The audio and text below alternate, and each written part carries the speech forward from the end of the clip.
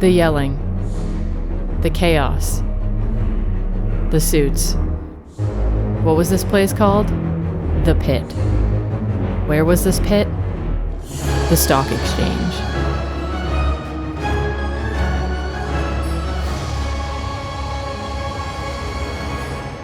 I was recently watching a movie that features a few scenes at the Roman stock exchange. It spends a substantial amount of time following a few of the characters around the crazed atmosphere. And I couldn't help but wonder something I've never really understood or looked into. Why did they used to yell at one another? And why don't they still do this now? Or do they? And were these movies just exaggerating for entertainment? As someone who knows absolutely nothing about the stock exchange, I had to investigate my curiosity. And here's what I learned. Apparently this was called the open outcry system. All the shouting may seem a bit peculiar by today's standards, but it was apparently an incredibly efficient way to conduct business in the pre-digital era. Before the advent of electronic trading systems, the trading floor was the heart of stock market operations. Traders would converge in one physical space to buy and sell securities, relying on vocal communication and hand signals to execute orders. This very special art of shouting was rooted in several important aspects of trading. The lack of technology. Early stock exchanges had no electronic means of order execution. Traders needed a way to rapidly communicate their orders to market makers and other traders, and shouting was an effective method for this purpose. Speed and efficiency. Stock trading is time sensitive, and split-second decisions can make or break fortunes. Shouting enabled traders to quickly relay orders and respond to changing market conditions.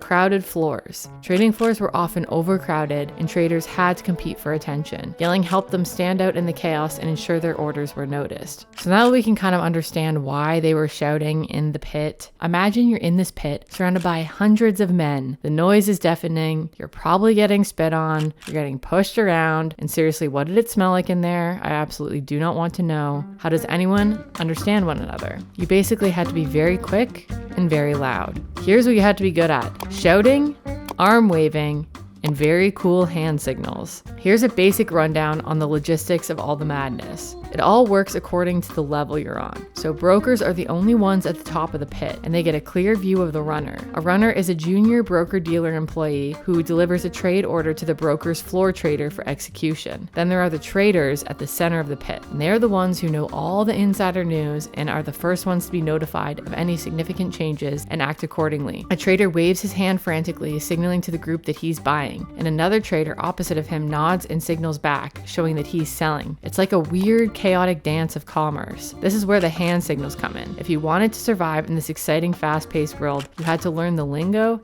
and the hand signals. Signals that occur with palms facing out and hands away from the body were an indication the gesturer wants to sell. When the traders faced their palms in and held their hands up, they are gesturing to buy. Numbers 1 through 5 are gestured on one hand, and 6 through 10 are gestured in the same way, only held sideways at a 90-degree angle. Numbers gestured from the forehead are blocks of 10, and blocks of hundreds and thousands can also be displayed. The signals can otherwise be used to indicate months, specific trade or option combinations, or additional market information.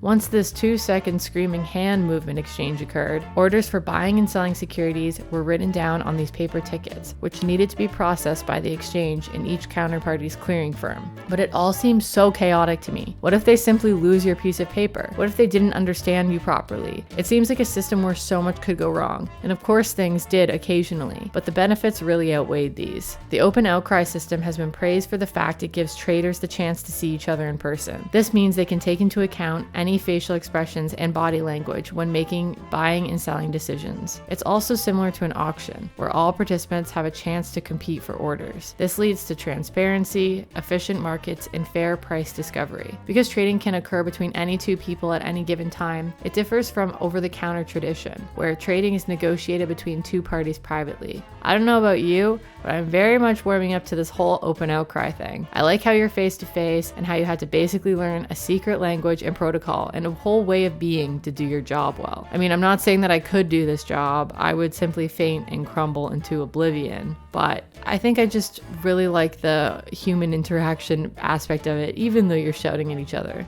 Oh yeah, and they used to wear these very cool trading jackets. Look at these things. Throughout the 20th century, jackets were simply white, but following the counterculture of the 1960s, they became brightly colored and distinctive to assist in the identification of specific traders or the exchange members for whom they worked for. And now you can buy one of these bad boys as a piece of history, like this one for example, for only $25,000. Anyway, I then began to wonder, how long have they been doing this for, and where did this even come from? So picture this, 17th century Amsterdam. This was the time of the Dutch Golden Age, when its science, culture, and commerce were among the most celebrated in the world. Organized stock trading first emerged in Amsterdam, when the Dutch East India Company, or the VOC, issued shares to the public for the first time. This was none other than the world's first initial public offering, or in other terms, IPO, and provided the capital to fuel the growth of this trading company to become one of the largest multinationals of the era. At its peak, the VOC was worth more than Apple, Google, and Facebook combined. So here it was, a bustling city filled with merchants, traders, and a growing appetite for commerce. It was in this vibrant setting that the seeds of the open outcry system were sown. Traders, mostly men in elaborate suits, would huddle in groups, shouting in the square and scribbling down notes furiously. So after it took off in Amsterdam, the method traveled everywhere. Into London in the 19th century, it found its place in the metal markets. The London Metal Exchange's trading ring was an iconic symbol of the open outcry system. It was known for its unique trading rituals, where traders would physically have to touch the trading ring to confirm a deal. Kinda cool. Just think back to this time, there were no smartphones, trading algorithms or apps, screens, or even digital tickers. This was how the stock exchange operated in its infancy, by pure human interaction.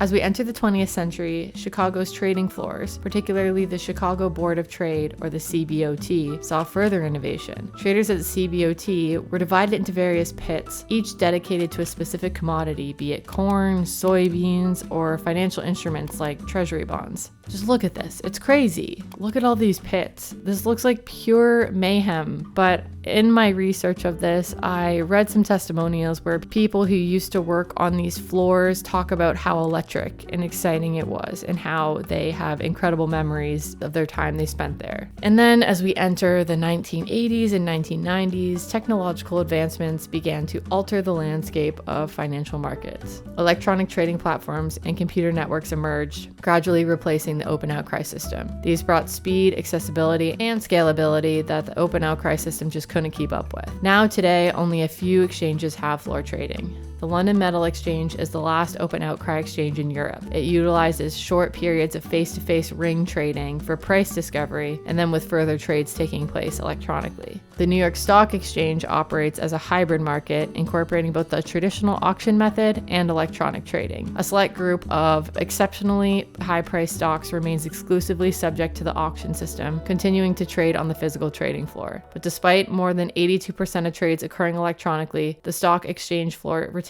its significance. Electronic trading is renowned for its speed and for buyers and sellers to remain anonymous, yet the trading floor offers a distinct advantage in terms of enhancing share prices. Supporters of the trading pit argue that the physical presence of individuals on the trading floor plays a crucial role in conveying the nuances of the pit's dynamics and can offer valuable insights into a trader's motivations for executing buy or sell orders.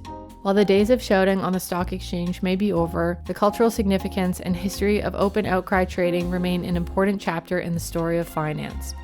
The transition to electronic trading has undoubtedly improved efficiency, but it has also altered the very essence of stock trading, reflecting the relentless progression of technology in the modern world.